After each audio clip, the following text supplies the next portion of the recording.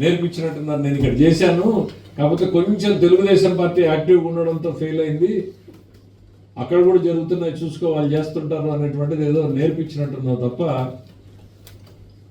మాకు ఎవరితోనూ ఉండాల్సిన పని లేదు. ఈరోజు కేంద్ర ప్రభుత్వంలో ఎన్డీఏ కూటమిలో బలమైన భాగస్వామిగా ఉన్నాం, నమ్మకమైన భాగస్వామిగా ఉన్నాం.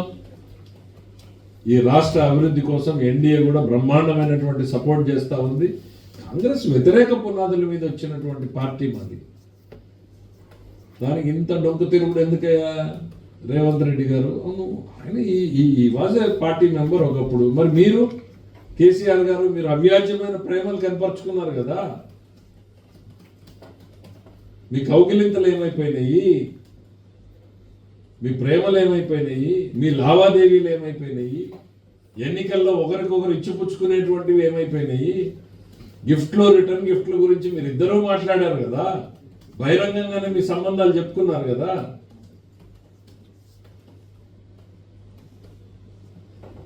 ఇవాళ మాకు ఎటువంటి అవసరం లేదు. చంద్రబాబు నాయుడు గారు is a very tall leader, very tall leader.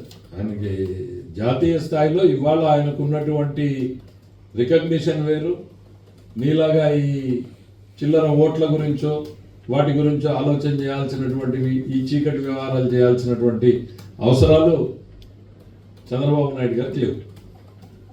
50 సంవత్సరాల పాటు ఎన్నో ఆటుపోట్లను ఎదుర్కొని నిలబడినటువంటి నాయకుడు చంద్రబాబు నాయుడు.